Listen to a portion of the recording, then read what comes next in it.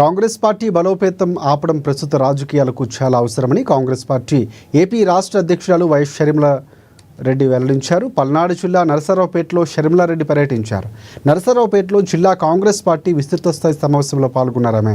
ఈ క్రమంలో ఉప్పలపాడు రోడ్ నుంచి టౌన్ హాల్ వరకు ర్యాలీ నిర్వహించారు.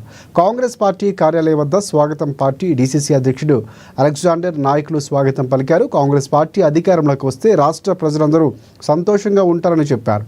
బీజేపీ 11 సంవత్సరాలు అధికారంలో ఉన్న ఏపీలో ఎలాంటి అభివృద్ధి పనులు చేయలేదని విమర్శించారు షర్మిల. పల్నాడు జిల్లాలో కాంగ్రెస్ పార్టీ బలోపేతానికై ఈ జిల్లాకు సంబంధించిన లీడర్లు, కార్యకర్తలు అందరం కలిసి విస్తృత స్థాయి సమావేశాన్ని ఏర్పాటు చేసుకోవడం జరిగింది. దీని ముఖ్య ఉద్దేశం కాంగ్రెస్ పార్టీ బలోపేతమే.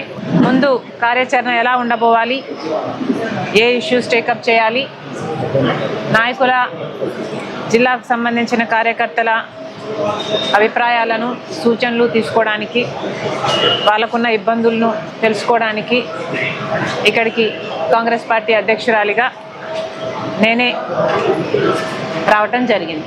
కాంగ్రెస్ పార్టీ బలపడడం ఈరోజు రాజకీయంగా చాలా అవసరం.